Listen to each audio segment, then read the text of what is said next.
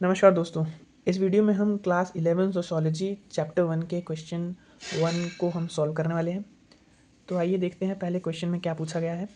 Why is the study of the origin and growth of sociology important.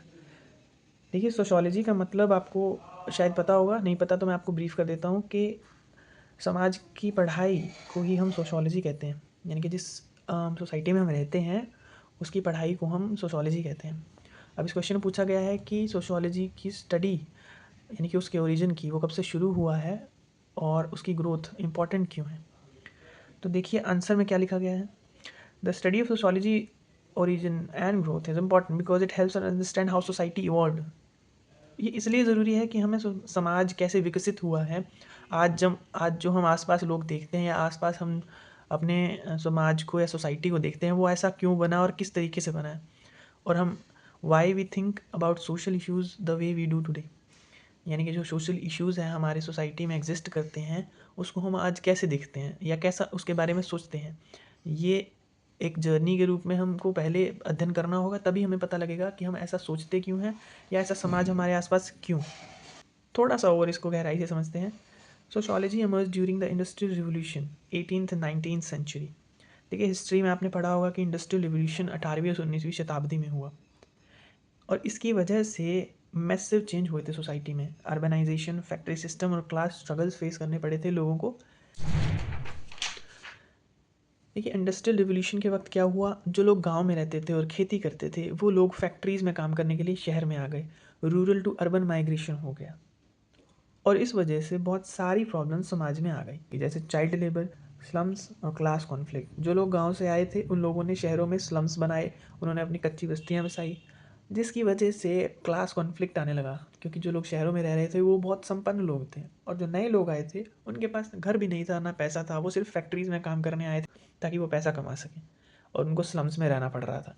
इस वजह से एक क्लास कॉन्फ्लिक्ट भी आ गया समाज में। तो देखिए, ये जो स्लम्स हैं और चाइल्ड लेबर की प्रॉब्लम है, ये आज की नहीं है दोस्तों, ये बहुत पहले की प्रॉब्लम है। अगर हम ये स्टडी ही नहीं करेंगे तो हमको पता नहीं लगेगा कि ये प्रॉब्लम कब से शुरू हुई और इनको कैसे हम सॉल्व कर सकते हैं।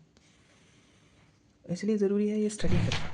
Studying its history shows how thinkers like Karl Marx, Max Weber developed ideas to explain these changes, giving us tools to analyze modern problems like inequality, gender roles, and cultural conflicts.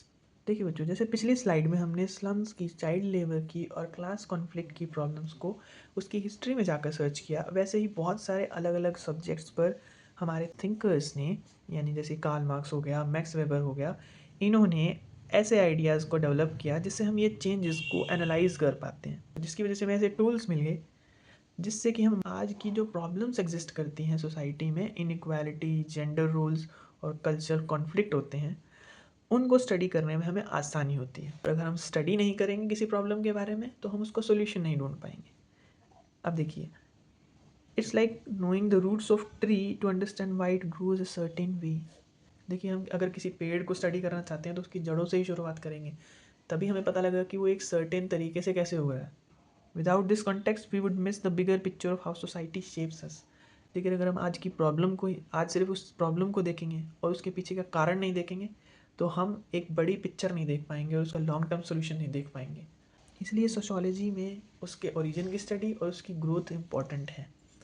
अगले question के लिए हम next video में मिलते हैं दोस्तों। तब तक के लिए आप इस वीडियो को शेयर कीजिए अगर अच्छा लगा तो, अगर नहीं अच्छा लगा तो डिसलाइक भी कीजिएगा, जिससे कि मैं और सुधार कर पाऊँ। और कमेंट में ज़रूर बताइएगा कि मुझे क्या चीज़ें ठीक करने की ज़रूरत है।